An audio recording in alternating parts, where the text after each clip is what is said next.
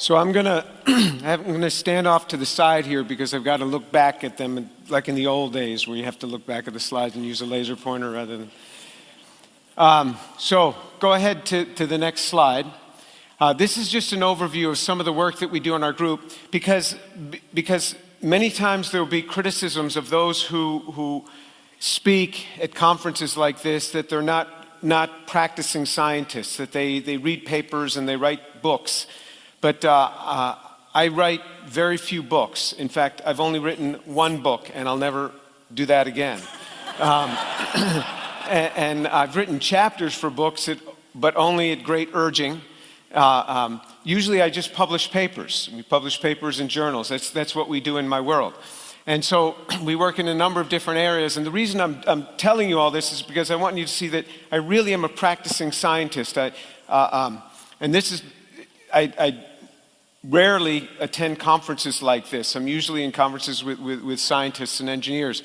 But we work in an area called laser-induced graphene. That's where we can take, this is a polyimide sheet, and hit it with a laser and write patterns of graphene. Graphene is single sheets of graphite, 1 atom thick, and it's the strongest material known at that level.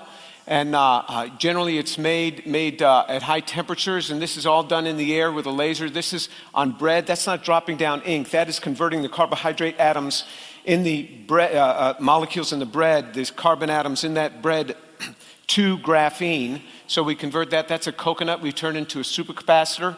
So we can do it on food. You say, why would you want to write patterns on food? Well, why wouldn't you? So if you have, for example, a potato and you can just mark it very quickly, just as on every one of your plastic bottles, it's a water bottle, it has a little laser scribe date. If we can laser scribe electronics very quickly, you would know exactly what field that potato was picked from, what date it was picked on. And if you build in electronics, you can put an E. coli sensor, a salmonella sensor. You could build in electronics into food very rapidly. We split carbon nanotubes, and we use these in medicine, and we use these also in electronics and batteries. This is two-terminal memory. This has all gone commercial now. This is commercial memory now, two-terminal memory. We work in the area of traumatic brain injury and stroke. There'll be a company launched this year for that, and also dementia. We work on supercapacitors. This is where we've taken asphalt, and we can trap over 200% CO2 in it, and we use it for removing CO2 from natural gas. That's all licensed by Apache. This is the leg of a cockroach that we can turn into graphene. I wanted to take something of negative carbon value. What has negative value? What do you pay people to take away from you that's carbon? I figured roaches. We've done it with dog feces. We can actually turn this into graphene. Now, just to give you an idea of why you would want to do this, we did this with Girl Scout cookies. If you calculate all the carbon in a box of Girl Scout cookies, which is $4, and you convert that into graphene, that graphene that you could convert just from one box of Girl Scout cookies would be worth $15 billion, which shows you that the value of a material is not in the atoms itself, it's in how those atoms are arranged. Just like if you take a person, what's the value of a human being? Just take away the spirit, just the physical entity, just of like a robot. What would be the value of a human robot? Now, if you take that entity and you cremate it, you get less than a penny of CO2 and water out. Same atoms, arranged differently, bring the change in value. A piece of coal, $60 a ton. Same atoms in diamond, which has very high value. They're just rearranged differently. This is where we take graphene and grow carbon nanotubes. This is a company that started, it's being built up right now just outside of Houston. It's for lithium batteries. We work a lot in these areas of cleaning up water. We work in these areas of nanomachines. If you click it once, this car will start to go. So you click the slide advance once. Oh yeah, that's not going to run. I forgot because it's been transferred. So, all right, that's okay. Just trust me. That moves across the surface. so this, what happens is this top part spins and it pushes the car along, and it spins at 3 million rotations per second and propels the car. These cars are so small we can part 50,000 of these across the diameter of a human hair. 50,000 of them. and they have little motors that are all light operated. And now what we're doing is we're taking these same motors that spin at 3 million rotations per second. We put on a peptide, and that'll direct it to the surface of a cell of choice, depending on the peptide addend we put there. And then we activate the motor, and it spins at 3 million rotations per second. It drills right through, and the cell is dead in 1 minute. It's just these drilling into cells. So we're looking at this. So if you'd advance to the next slide. So these are just transitions to companies in the past 5 years. Graphene quantum dots, that's commercial now. It's working in anti-counterfeiting platforms and also for frac water tracking, 2-terminal ultra-dense computer memory, lithium metal batteries, corrosion inhibitors are already on the market. We're working on spinal cord repair, peripheral nerve repair, optic nerve repair. We want to do the works of Jesus Christ. We want to make the lame walk and the blind see. We've already made the deaf hear. So we're trying to build technologies that can do this, and this is real. We do this type of thing. We can cut a spinal cord completely in half in a rat and fuse this back up so the rat within 3 weeks has a 19 out of 21. 21 is the highest mobility that can be achieved, so it can get to near perfect mobility within 3 weeks. So that's a company now that's going in Tel Aviv, Israel. Treatment of pancreatic cancer, that'll be in clinical trials within 1 year at MD Anderson Cancer Center. DNA sequencing, this is doing the entire human genome map, entire human genome, not just 23andMe, the entire genome for $100 in 1 hour. This opens it up now to everyone in the world. We work in this area of water purification based on laser-induced graphene. We have inserts for texting with long fingernails. So if you have long fingernails and it's hard to text, we got a little thing you just put it on your fingernails and you can text just fine. There's actually a big demand for that. I mean, this is real stuff. This is the traumatic brain injury, stroke, and dementia drug. A company will launch this year. Graphene synthesis at $100 per ton in energy cost, going to concrete, plastic, and metals. That'll launch this year. And then the molecular nanomachines to kill cells. That's going to cancer and the killing of superbugs. These things that are resistant to antibiotic resistance. We can drill right through them. And a friend of mine here, Richard, is here, and he works on this as well. So these are areas. So we're real scientists. We do real things. Okay, next slide. And the next slide. This movie's not going to run, so just go to the next slide there. There's Richard there, and let's go to the next slide. That was the research group. So we're going to get into the talk at hand. I'm not going to make any reference to God, any reference to intelligent designer, or anything. I'm just going to allow science to critique the science. What do we have to say about origin of life? What does science tell us? What can we infer here? And so by choice, I am not going to mention God, because if I mention God and Jesus Christ, people will say, oh, Tour introduced the baby Jesus to talk about this. It's not a real talk. All right, this is pure scientific talk. This would work in any medical school, in any chemistry department. Next slide. So this is a cell. What is the origin of life? How do you get a cell like this? What is the origin of something like this? This is an amazing machine. A cell is an amazing machine. It's not just a blob of protoplasm. Every day it gets harder to have the origin of life, to come up with a scenario, because the origin of life becomes more and more complex every day. A cell is a factory. It has the lipid bilayer, which is extremely selective to let certain things in and not other things. It has all of this substructure in here, these little areas where energy is made in here. It has these microtubules which can form, so you can move matter from point A to point B. If you go to a factory, what you see is these overhead hanging machines that are moving materials from point A to point B.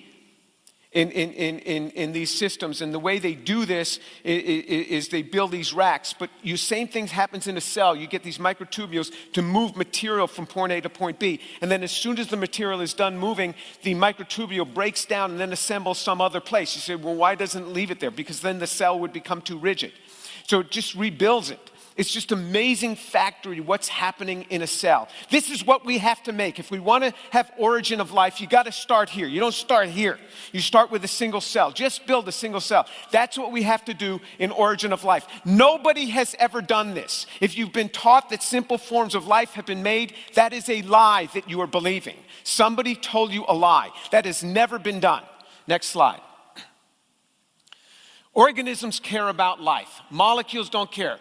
Chemistry, on the contrary, is utterly indifferent to life. Without a biologically derived entity acting upon them, molecules have never been shown to evolve toward life. Never. Molecules don't care about life. They don't know anything about moving toward life. They have no brain.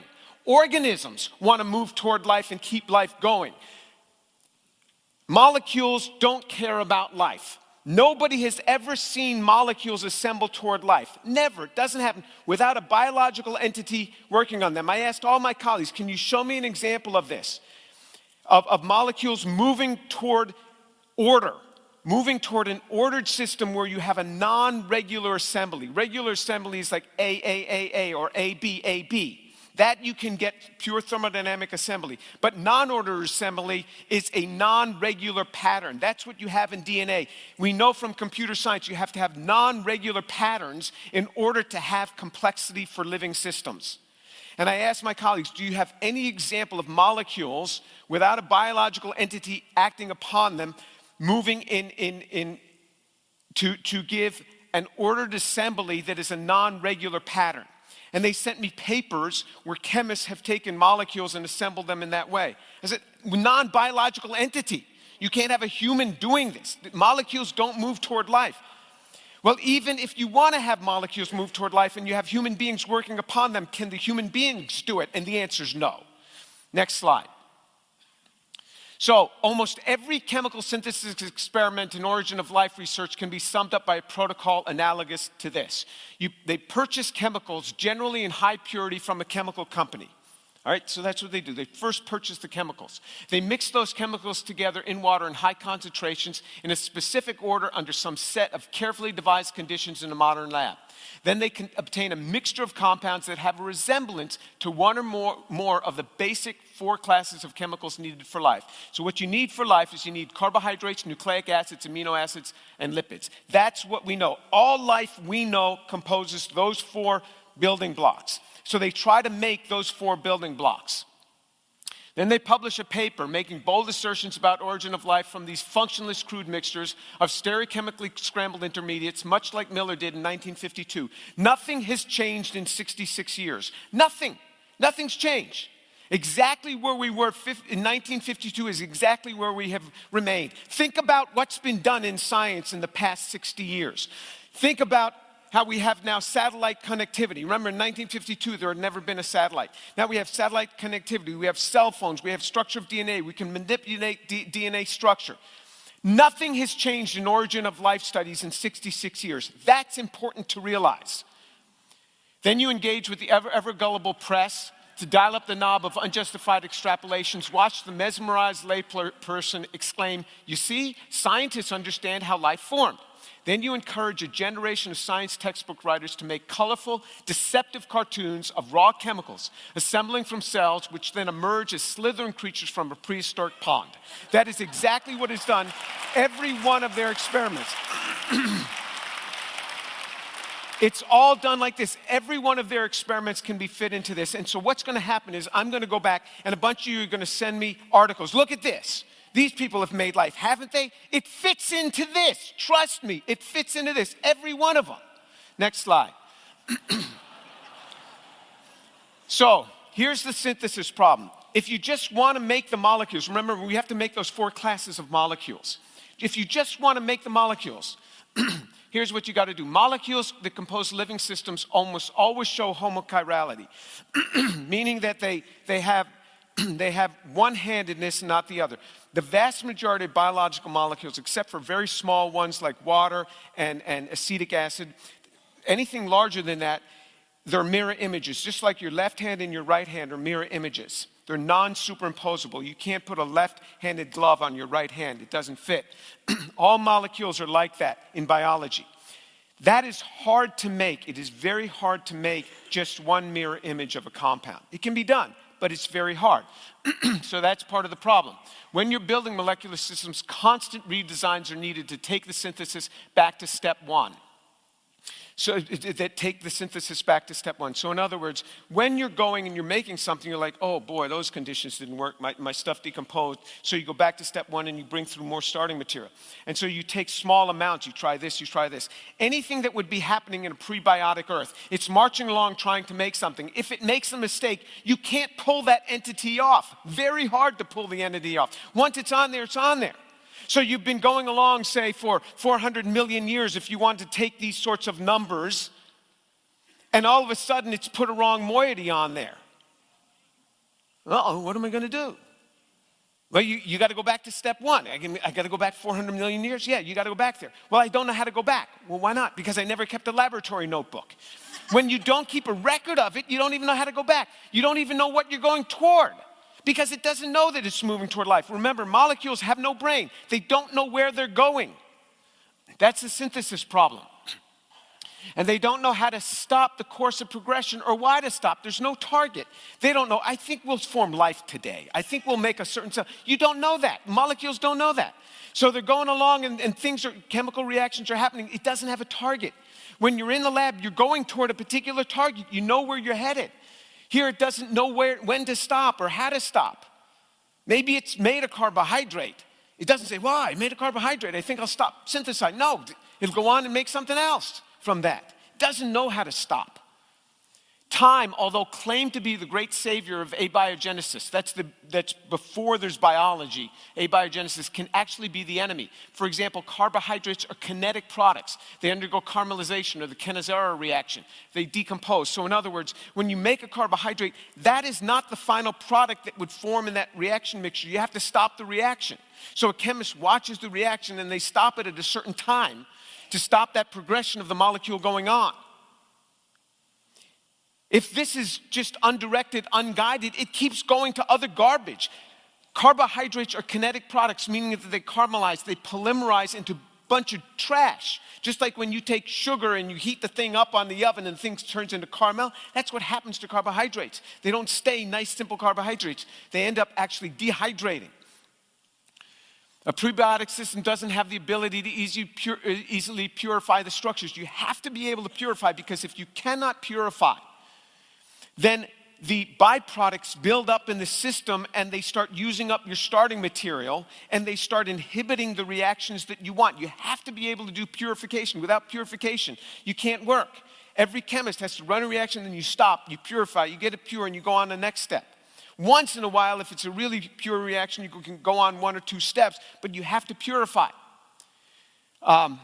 Reagent order is essential, reagent addition order. You can't just say all the reagents mixed together and you get what you got. You're making a cake, you got your flour, you got your milk, you got your eggs. You say, well, I think I'll just add the frosting now.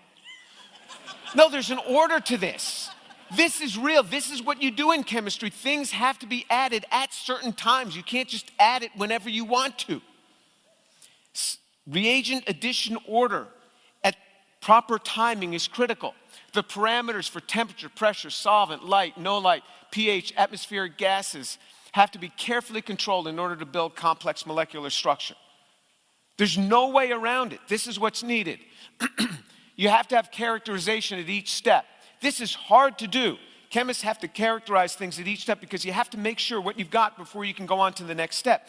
How does nature characterize? Well, right now, biological systems characterize things by every time it makes something, there's an enzyme that checks that structure. If it's not the right structure, there are other enzymes that come and chop that up into smaller pieces and try rebuilding it again.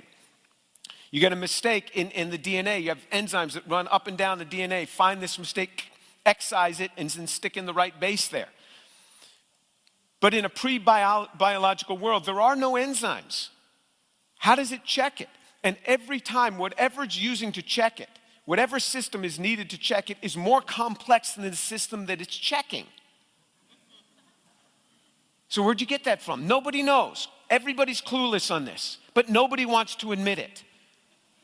There's the mass transfer problem. This seems like not a problem to you, but let me tell you something. This is the killer of it all. Anybody, are there any synthetic organic chemists in here? Any synthetic chemists here? Any synthetic chemists? Get your hand up high. One there. Okay. So and one there. Okay. If I say something that's not true, I want you to stand up and just say liar. All right? If I say something that's not true, just stand up. All right? Because I want these people to know, for all they know, I'm lying. You have to verify on this. All right, the mass transfer problem. Anybody who's done complex organic synthesis, what you do is you start with like a half a kilo of material, and you go along, and your yields are never 100%. You're purifying, you're going, and you end up with 2 milligrams, and you're not at your target yet. So what do? Then you go back to the beginning, and you make more, and you follow the defined route that you had defined before, and so now you can keep your yields higher, but you keep having to go back and pull up starting material from the rear. You're bringing up more material. How do you do that? So say in nature they started, say somehow it started and it got a kilo of formaldehyde and acetone, and it's going to start combining these. So these are going to go along and start reacting. At some point it's going to run out of material. How do you go back to the beginning and get more? Again, you never kept a laboratory notebook, so you never know how you got there. So even if you could repeat it, go down the same junky path and you'd run out again. You'd never get to where you want to go. Nature keeps no laboratory notebook. Next slide. So this is just the motor part on the nano machines. We were building nano cars. We actually won in 2017 the International Nano Car Race. It was the first race. We went 150 nanometers in an hour and a half. And that sounds like a long time to go 150 nanometers, but the second place people behind us were the Swiss team. Took them 5 hours beyond us. So it took them 6.5 hours total. And none of the other international teams were able to complete the race in 30 hours. So it's not easy to go 150 nanometers when you're driving these little cars. But anyway, so this is the motor on just the car. And so you see these different steps. You reacted at all these different temperatures. You have to have it at 5 degrees, then cool it to minus 10 and minus 15, and then minus 50 degrees here. And then you run these reactions. This one's done at 130 degrees. This one's done at 60 degrees. You're like, what's with the temperature? What's your problem? Why you're cold, hot. Why do you do this? Oh, because we just like to. We just like to cool things down and heat things. No, you have to. Each step needs its own parameters. How does nature know that? You say, well, it was, it's some deep sea vent. Okay. So it warmed up there. And then what? And then it left the vent. And then it, ended up at some other really cold place. And then went back. And then it went back and back and forth. Nobody knows how any of this ever happened in nature. Nobody knows. Next slide. So this is the experimental procedure. So what you do, you take an oven-dried 3-neck round bottom flask, and you charge it with 33. You add magnesium sulfate and dichloromethane, and you cool it down here, cool it down. This is just one step on that thing. And then you get the yield. This is just one step. There's all these things you got to do. You have to know what you're doing. Even if I just gave this to you, you wouldn't know what to do. So you have to be an experienced chemist to take this and to be able to repeat this. So what is a mindless abiological system? What does it know how to do? Nobody knows. Next slide. Then you have to characterize it. Once you make what you want, you have to characterize it. So we have this tool called NMR, and you get these peaks. And from these peaks, you assign the structure so you can get the exact structure. This is how all the pharmaceuticals that you take, this is how the structures are assigned. You run these spectra. And you say, well, nature doesn't have to do this. It doesn't. Nature uses a more complex system. It has a different glove for every hand in nature, a different enzyme that detects structure problems. It's more complex than this. This is a general tool. But the next slide shows us how, next slide, this is what we have to write to convince our colleagues that we got what we thought we got. A combination of standard deuterium, proton, C13, depth 135, C13 experiments with standard 2D, H1 COSY, H1 NOE, boom, boom, boom. So you go all through this. Not done. Next slide. So that's part 2. All of that needed to just characterize the one molecule. Characterization is harder than synthesis. It really is. Any chemist will tell you. You can make something, but it takes you a lot longer to characterize. And you have to know the structure because you have to know what to do for the next step. Nature is confronted with the same thing all the time. Making molecules is hard. Next slide. This paper had 281 pages of supplemental characterization data. I showed you a paragraph of characterization, 281 pages of that to convince the world that we made what we were making when we made those light-driven motorized nanocars. How does a dumb abiological world ever do this? Nobody knows. They're all clueless, but scientists aren't saying how hard it is. Next slide. This was the first generation motor that we put in the car. It worked, but it only rotated at 1.8 revolutions per hour. When we rebuild it without that sulfur atom there, then that 5-member ring, then it goes 3 million rotations per second. All right, so small changes can make a big difference. Well, what do? Well, what you do is you just come here and you erase that sulfur and you do that. Now that you can do on a blackboard. But this took us back to step one. This is what I'm talking about. When something you're going along and you want to build and you say, oh, I'm just near life. If you have one thing wrong, it doesn't work. So, well, you just modify this and it'll work. All right, go back to the beginning. Go back 1 billion years to the beginning. It's too hard. Nobody knows how this thing is solved. You can't build the molecules. Next slide. And then, so remember, these just to make the molecules, the simple molecules, you got to have the carbohydrates, you have to have the lipids, you have to have the nucleic acids, you have to have the proteins. Even if you make an amino acid, how do you hook the amino acids together? Amino acids don't hook together by themselves. We're not even talking about order. How do you just get them to hook? I mean, somebody sent me a paper just last night. I mean, here's a paper just came out on self-folding molecules. Well, duh, that doesn't prove anything. You build a molecule, it folds up. Big deal. How do you get these things to hook together in the first place?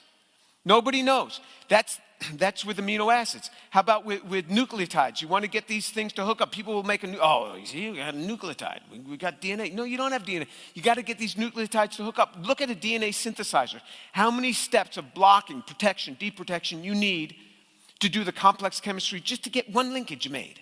Nobody knows how. You can throw all these together in a flash. People say, well, the concentration of nucleotides was very high. I've read this in high school books. It was very high. And these things came together. You calculate the concentration, the world would have to be raining nucleotides. And even if it were raining nucleotides at those concentrations, they wouldn't hook up. They don't hook up. You need enzymes to hook them up. But this is prebiotic. There's no enzymes here. Or you need very complex DNA synthesizers. Those weren't there either on early Earth. Now you have to assemble it. So say we had the molecules, how can you get them to assemble? So here's the assembly experiments. A protocell is a self-organized, endogenously ordered spherical collection of lipids proposed as a stepping stone to origin of life. So that's what a protocell is. But most so-called protocell assembly experiments in origin of life research can be summed up by a protocol analogous to this. You purchase homochiral diacetyl lipids from a chemical company, or you synthesize scrambled lipids from smaller molecules. Add those lipids to water and observe a small amount of it to form simple and expected thermodynamically driven assembly of those lipids into synthetic bilayer vesicles upon agitation. Sometimes the researchers will add other molecules that get engulfed by those vesicles. Then you publish a paper claiming that the synthetic vesicle is a protocell and suggestive of early forms of life. Engage with the media, hype it up, watch the layperson be misled. Every assembly experiment, I'm telling you, can be summarized in this. Whatever you send me, don't send me anymore. I've dealt with it all right? I get enough of them. And people say, well, what about this one? What about this one? And it fits all into this. It's all garbage, all garbage. Next slide. Next slide. Okay, so the complex cellular membrane. So this is actually what the membrane of a cell looks like when it's made really, really simple in cartoon form. So researchers have identified thousands, actually 40,000 different lipids now have been identified in cell membranes. Not just one. Every protocell experiment, they use one type of lipid. Actually, a cell is made up of thousands of different types. Mixtures of monoacyl lipids destabilize the system. So when they have their monoacyl lipids, those will destabilize the systems. You can't use those. Lipid bilayers surround subcellular organelles such as nuclei and mitochondria, which are themselves microsystem assemblies. Each of these has their own lipid composition. So this is a lipid bilayer. You have some pointing out toward water, some pointing in toward the water on the interior of the cell. And the outside ones are different than the inside ones. Nobody knows how that was done. Nobody knows. Clueless. Nobody knows how that was done. Every protocell experiment just uses homogeneity throughout the whole thing. And so it doesn't, it's not really a protocell. It's not really reminiscent of a cell. Now, within each one of those, you have other organelles like nuclei and mitochondria that have their own bilayer assemblies with their own constitution, different than what's on the outside of the cell. Nobody knows how that was done. Plus, these have these proteins. So there's this non-symmetric distribution. Then there's proteins that go through here. These are ionophores. That allows certain things into the cell and certain things out. Without that, you can't let anything into the cell. It's going to kill the cell. It has very discrete sensors that allow certain molecules to get in, certain other molecules to get out. It has ionophores that allow certain ions in, certain ions out to keep the ionic concentration at a certain level for maintenance of that cell. As soon as that ionic concentration gets off, you know what happens? Boom! The cell explodes because the ionic concentration has gotten off. It blebs and explodes. Nobody knows how that is done. None of the protocell experiments, none of them have these proteins going through them as these control gateways. Then there's also lipid bilayers have a vast number of carbohydrate appendages. So off of these, this is a carbohydrate appendage. It's called a glycan. The artist is just showing us a few of these. A cell is covered with these. This is how cells recognize each other. How does one cell recognize another cell? By these carbohydrate assemblies that they recognize each other. They have this recognition patterns. And so you can tell one cell from another. And so if you just take nucleotides, if you just take DNA, DNA is so complex and it has so much information. Look, if you have 6 A bases, A, how can you arrange those? What are the different ways you can arrange it? Just that one, A. That's it. One way you can arrange 6 bases. Look at carbohydrates. If you just take the carbohydrate D-pyranose, just a standard carbohydrate, just D-pyranose, you have 6 of those. Has over 1 trillion ways it can assemble. 1 trillion ways it can assemble just with 6 of them. These have much more than 6. And if it's not assembled right, guess what? The cell dies. You change any one of the carbohydrates, it results in cell death. There is much more information stored in carbohydrate assembly than in DNA. Yeah. Much more information can be stored in carbohydrates. You want to build a massive computer? Build it based on carbohydrate assembly. Much better than DNA assembly. It's just a carbohydrate assembly is really hard to control. Nobody knows how to control this. Nobody. But somehow, on a prebiotic Earth, with nobody around, under a rock, it figured this out. How do origin of life researchers address this problem? They don't. They don't. Next slide. Interactomes. This is the non-covalent interactions that function within a cell. Nobody knows how a viable cell emerges from massive combinatorial complexity of its molecular components. And of course, nobody's ever synthetically mimicked it. An interactome is the whole set of molecular interactions in a particular cell. If one merely considers protein-protein interaction combinations in just a single yeast cell, the result is an estimated 10 to the 79 billion combinations. That's estimated by these folks at Johns Hopkins and Brussels, all right? That's not my estimation. These are biophysicists, all right? So just to give you an idea of how big that number is, that's 10 to the 90th is the number of elemental particles in the universe. That's 10 to the 90th. This is 10 to the 79 billion. That's a big, big number. People do not understand numbers. They just don't. You say $1 million, $1 billion, what's the difference? $1 million or $1 billion? Well, let me put it in a way that you understand. 1 million seconds is 11 days. So you ask somebody, will you marry me? I'll tell you in 1 million seconds. Okay. If they say 1 billion seconds, that's 32 years. All right? You feel that now? 1 million to 1 billion? And then if they say 1 trillion seconds, that's 32,000 years. Huh? You see the difference when you go up 3 orders of magnitude? You go 1 million, 10 to the 6th, to 10 to the 9th, to 10 to the 12th. That's 10 to the 79 billion. That number's crazy big. That's just in a single yeast cell, the interactions between the non-bonded interactions. So how does information flow? Information flows through non-bonded interactions through electrostatic potentials, which physicists call a virtual photon. Information goes down these at the speed of light. That depends on ordering between molecules, non-covalent interactions. These have to be all kind of assembled right. And that's why this information, you don't dehydrate cells and rehydrate them and get them to work properly. When a cell divides, it collapses down, puts the information on both halves, and brings it into both sides. So that that information keeps going to the next and the next generation. Because when you lose these intermolecular interactions that are non-covalent, non-attached, you've lost your information flow. Big problem. Nobody has explained. Nobody in Origin of Life ever mentions the word interactomes. Never will you hear it in their literature. Next slide. Proto-turkeys. Origin of Life protocell assembly is akin to buying 20 pounds of sliced turkey meat, adding a gallon of turkey broth, warming, sticking a few feathers, and suggesting that a live turkey will eventually come gobbling out. If given enough time, or that a proto-turkey or extant turkey has been synthesized. This is exactly what is done in Origin of Life experiments. Is exactly what is done. If given enough time, a turkey's going to come out. And people buy this stuff. There's a whole area of research called Origin of Life research, and they've been doing this same thing since 1952. Next slide. Critical for life is the origin of information, DNA or RNA. The information is primary and the matter is secondary.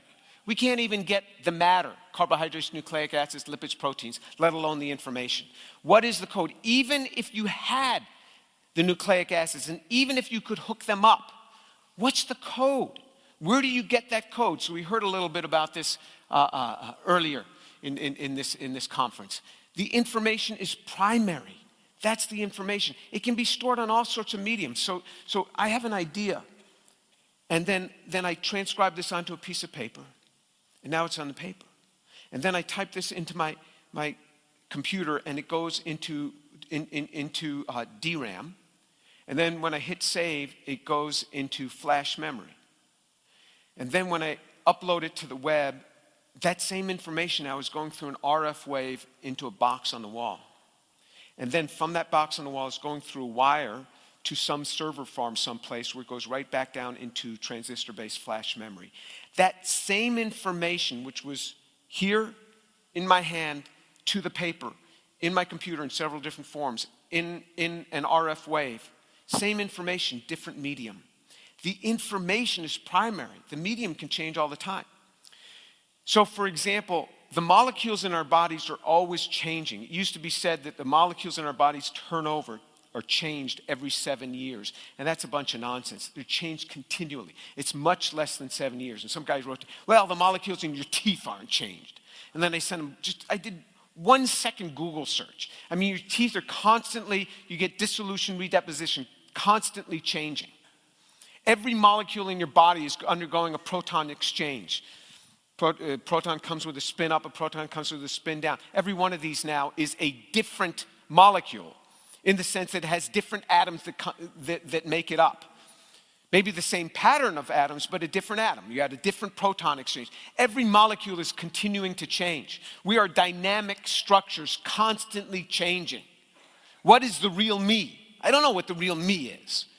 If you want to say it's the matter is the real me, then you got a big problem because it's constantly changing. This is what we were talking about earlier, the difference between brain and mind.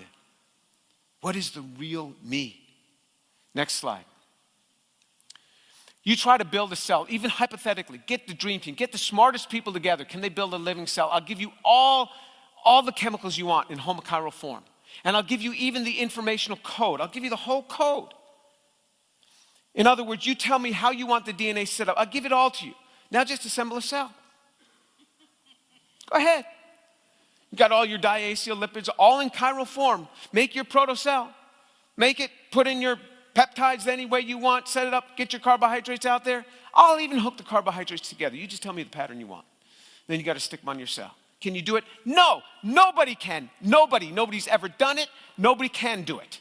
That's not to say it won't ever be done. I'm just telling you, as of today, it hasn't been done, and it's far, far away from being able to do it. People will quote to me this, synthetic cells. Well, in 2010, Craig Venter's group copied an existing bacterial genome and transplanted it into another cell. So, what happens? I buy, say, a Corvette. And so what do? I take the computer control box out of that Corvette, and I go to my clean room at the university, and I copy the chips. I copy them. And I put my chips that I copied into that control box, and I go back and I stick that in my Corvette. And I say, I built that Corvette. I made that Corvette. I did that. You just copied the same chip and you put it back in. That's all he did. He took another one in 2016 and he did something similar, but he took the control box and he knocked out all but 473 of the working devices and he stuck it back in the cell and like, whoa, you made a cell. No, he didn't. You just made a cell worse. You just chopped out a bunch of stuff and left just a few pieces to keep it operating enough. He didn't make the cell. There's all this complexity, all these interactomes. Nobody ever made that. Nobody knows how to do it. Next slide. So here's what's written in books that people read, people like you. What is life? I never read these books. You never see people like me read these books. This is the masses, but this is what they tell you. So here's this science writer, Regis. He says, life began with little bags of garbage, random assortments of molecules doing some crude kind of metabolism. That is stage one. The garbage bags grow and occasionally split into two, and the ones that grow and split fastest win. That's in his book on What is Life by Oxford University Press. Well, few origin of life researchers would state it so shamelessly. Nonetheless, little bags of garbage are precisely what they've been making. And those little bags of garbage have little more resemblance to living cells than a big bag of garbage to a horse. Right? Next slide. So you say, well, that's a book from 2009. Well, let me show you the primary literature. 2018 in the journal Nature. This is our top journal. You want to see what Nature will publish in this area? None of us could get away with this, except origin of life researchers do. This guy is Nobel laureate Jack Szostak. Here's what he writes on how did life begin. Let's go through it. I'm interested in it. How did life begin? I mean, the guy's a Nobel Prize winner. He must know. The early atmosphere had no oxygen. It consisted mainly of nitrogen, carbon dioxide with smaller amounts of hydrogen, water, and methane. Lightning, asteroid impacts, UV light from the sun acted on the atmosphere to generate hydrogen cyanide, a compound of hydrogen, carbon, and nitrogen. Raining into volcanic or crater lakes, the cyanide reacted with iron, brought up water circulating through rocks. The resulting iron cyanide compounds accumulated over time, building up into a concentration stew of reactive chemicals. Okay, cool. Where are we? Life, as we know it, requires RNA. Some scientists believe that RNA emerged directly from these reactive chemicals, nudged along by dynamic forces in the environment. Huh? Nudged has you can't put nudged in any of our articles. No scientist knows what nudged means. They don't know. Nucleotides, the building blocks of RNA, eventually formed, then joined together to make strands of RNA. Some stages of the process are still not well understood. You think? How do these things hook together? Show me the chemistry. It's not there. Once RNA was made, some strands of it become enclosed within tiny vesicles formed by spontaneous assembly of fatty acid lipids into membranes, creating the first protocells. As the membranes incorporated more fatty acids, they grew and divided. At the same time, internal chemical reactions drove replication of encapsulated RNA. That is nonsense. Next slide. Here is, next slide, the figure that he showed. This is the figure from nature. This is his figure. Cyanide derivatives and simple sugars. Those are not sugars. He says this is oxygen, carbon, nitrogen, phosphorus. That's fictitious. I don't know any sugars that have that chemical composition. You don't know that. He's lying to you. That's not real. Is this HCN? I mean, there should be a carbon, a nitrogen, and a hydrogen if that's HCN. And I'm colorblind, but I can see that's not really HCN. I don't know what that is. Maybe that's phosphate. I can see that. That'd be phosphorus, oxygen. Maybe that's phosphate. Okay. And then all of a sudden, boom, you got an RNA nucleotide. But the problem is that's not a nucleotide. It's the wrong structure. By far, that's the wrong structure. He didn't even put the right structure. At least he could have put the right structure. He didn't even put the right structure. Well, what's acting upon this to make it do this? Well, heat from here, UV light from there. Boom. Nobody knows. That's in nature. That's not in an 8th grade textbook from 2018. People think I selectively choose these things from crazy places. No, this is Nature 2018. This is what confuses even professors. See this and they think, oh, yeah, people know. Nobody knows. This is a bunch of garbage. This is garbage. Next slide. All right, exquisite exactness is needed in synthetic protocols. This is one of the kingpins in origin of life research from Oxford, John Sutherland. I've never spoken to John. I'm not sure he likes me. But so this is from Nature Chemistry 2015. Next slide. So you go back to his protocols, you go to the supplemental procedures, you read his protocols. It is amazing how hard it is to make the things that he says he wants to make. And then he makes a little bit of it, and it's a bunch of junk. And so then he says, well, we'll just use synthetic organic techniques, real techniques, to make more, just to simplify handling procedures. Come on, because you can only make like a fraction of it, and you wanted to carry it on, but it was just a bunch of junk. It was just a peak in it's not real. And even with all your synthetic prowess, and these are just for intermediates, not even the real compounds. Next slide. So to give you an idea, so he takes copper 1 and he says he makes it, copper chloride was mixed with potassium chloride to generate the Newland catalyst at 70 degrees. So this is supposed to mimic a prebiotic earth. But he's using all clean glassware. He's not under a rock. He's in an advanced organic lab. Separately generated source of acetylene was prepared from calcium carbide and water.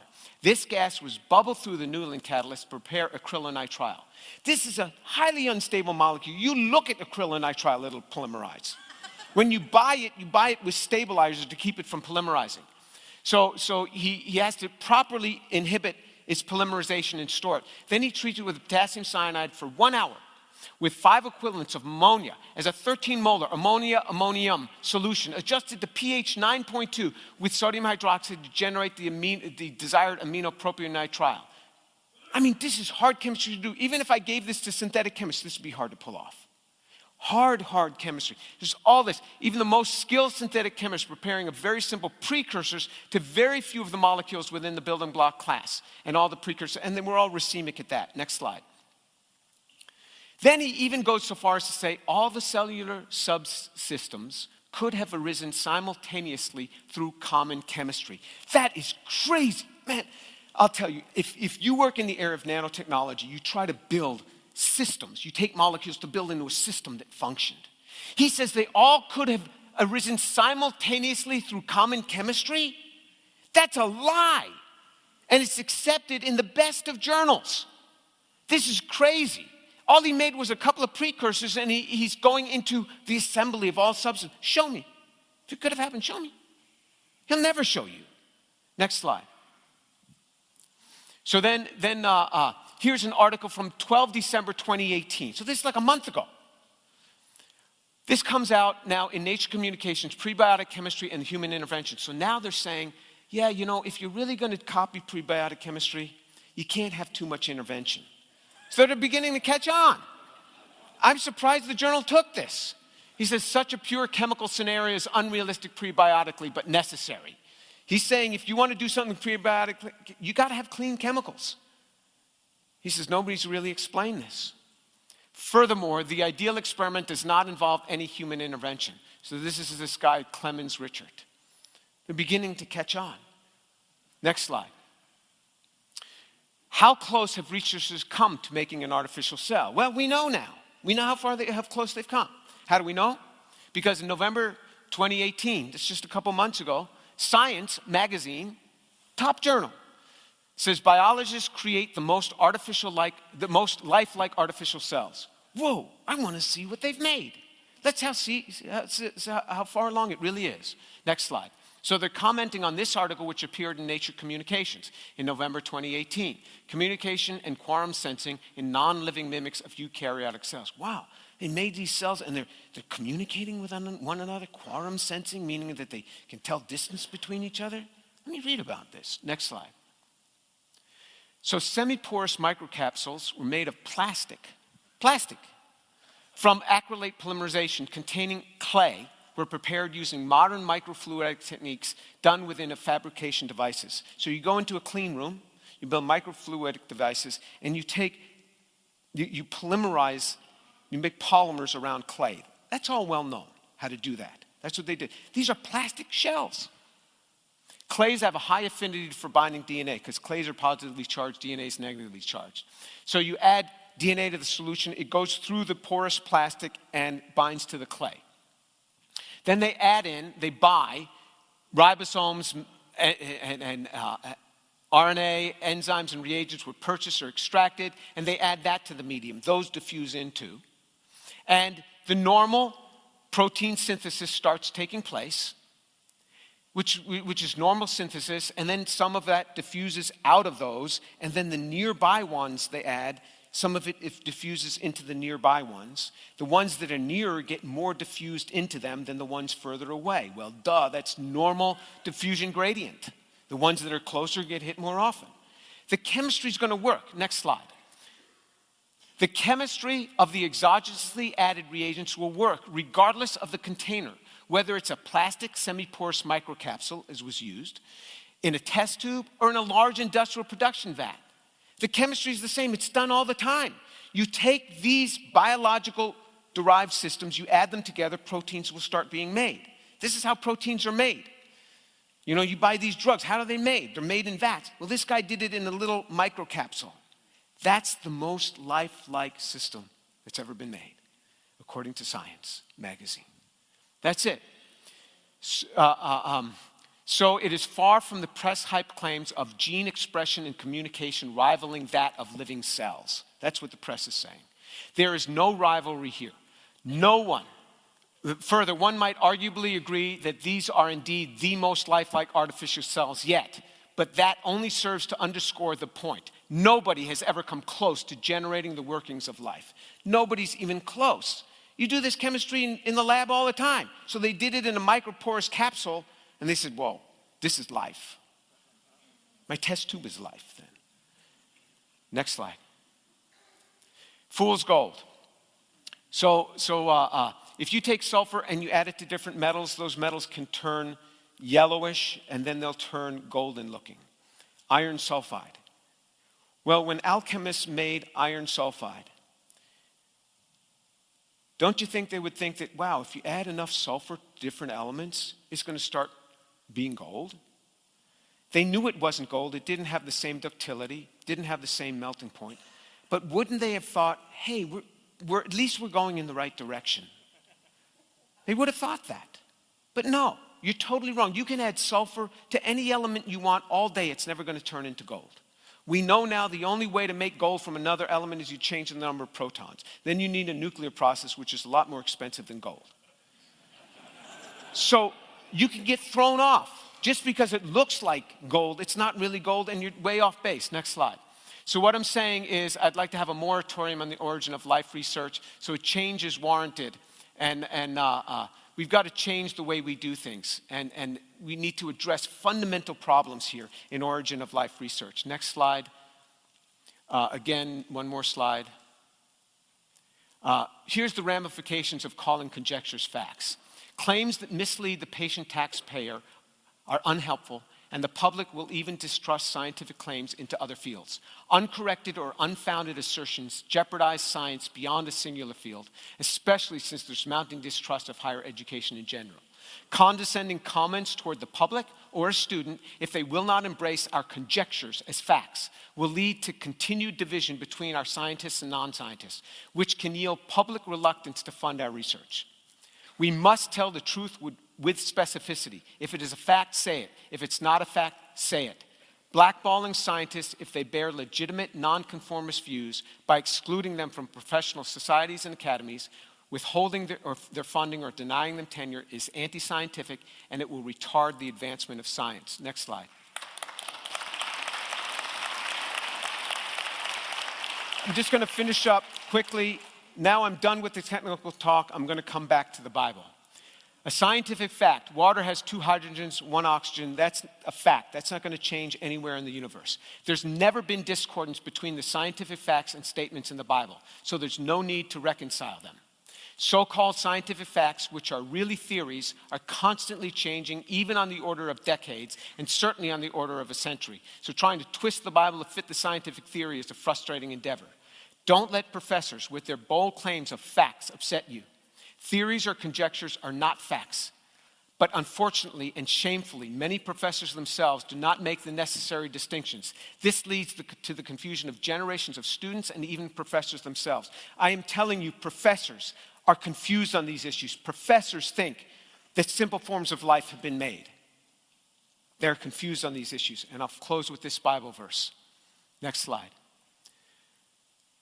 You must not listen to the words of that prophet or dreamer. The Lord your God is testing you to find out whether you love him with all your heart and with all your soul. It is the Lord your God you must follow, and him you must revere. Keep his commandments, obey him, serve him, and hold him fast. When your students go off into the universities and they hear these things, these are false prophets speaking to them. Some of them are sincere, but they're sincerely false prophets. Some of them are sincerely misleading people. As believers, you must not listen to the words of that prophet or dreamer. The Lord your God is testing you to find out whether you really love him or not. He's testing you. Keep his commandments, obey him, serve him, and hold him fast. Thank you.